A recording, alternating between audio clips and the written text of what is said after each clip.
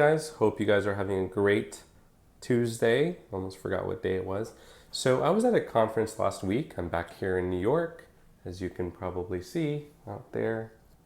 Well, that's a hotel near my office. But anyway, so I'm back here in New York, and unfortunately, we're working with the client now, but we got a call from who's now a new client that unfortunately their files had been encrypted through ransomware. The ransomware essentially got into their Windows server, and they encrypted all of the files on the server, and the company lost almost a year of data. So very bad situation.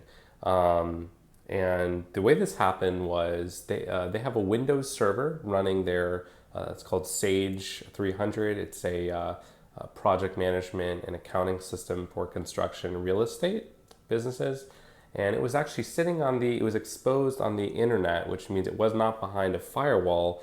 So if you had the right username and password, you could actually get into that server. Unfortunately, they also used very weak passwords. So a hacker was able to get into the server, installed their virus, their ransomware software, encrypted all the files, left a note demanding a ransom. And now, unfortunately, I've actually advised them to at least try to negotiate with the hacker, because actually in a lot of cases, in minority cases, you get your data back, but it's costing them almost $100,000 to recover, and we don't even know if they can get all their data. They're basically re-entering it manually from their hard files. So we don't know if they can actually get it back, but assuming they can, it's going to cost them over $100,000 versus, let's say, $600 or $1,000 from the hacker. So anyway, that's where they are now. Not a good situation. They brought us in to see if we could recover their data. We're not able to. No one's able to in the world, not even the government, because it's military grade encryption.